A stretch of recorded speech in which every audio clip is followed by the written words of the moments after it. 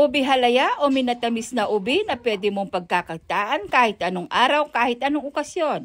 Ito lamang, ubi alaya at pwede mo rin naman ipangpalaman sa iyong tinapay kahit na hindi ka na pumunta ng Baguio, ay matitikman mo na ang ubi alaya. So paano nga ba iluto?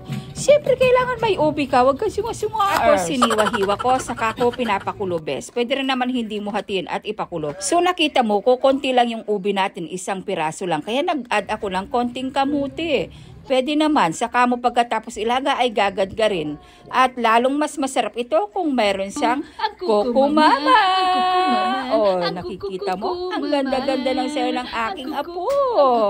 So, syempre, kung ayaw mo lagyan ng gata, pwede rin naman. Pero ako kasi, Coco Mama ang gamit ko para lalong masarap ang iyong ubi halaya. Para hindi ka na mahirapan sa kakakudkod ng iyong nyog, bumili ka na lamang ng Coco Mama. O, siwi lang yan, bes. Hindi ka na mahihirapan. Pag kumulo na yung iyong gata, ilagay mo na yung ating ubi alaya at kamuti na ginadgad kanina. Pwede rin mo rin naman dudrug-drugin ang kamuti kung ayaw mong i-grate, ganon. So nakikita mo ang kulay niya, kulay yellow, white, saka violet. Pero magiging violet yan. Trust the process, best. Papakita ko sa iyo. Pagkatapos ay hahaluin mo siya ng evaporated milk.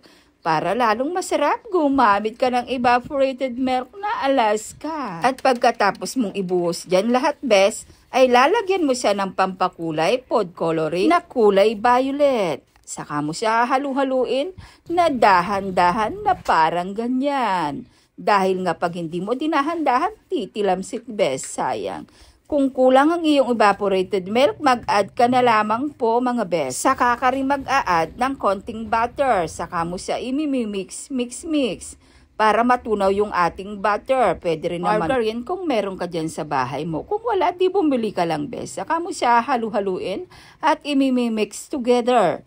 Pagkatapos, syempre kailangan lagyan natin ito ng condensed milk para lalong masarap at matamis. Ngayon, kung kulang ng tamis, o di add ka na lamang ng konting sugar. Saka mo halu-haluin. Kailangan talaga halong mabuti. Ang pagluto ng ubi halaya, mga bes, ay nako, napakamatrabaho. At ang dami-daming keso boreche ito, bes. Bago maluto at bago mo matikman. Dahil nga talagang effort talaga ang paghahalo dito, matagal, nakakangawit at nakakangalay. Pero pag natikman mo naman ang ubi halaya, ay nako bes, baka kalimutan mo ang pangalan mo. Char!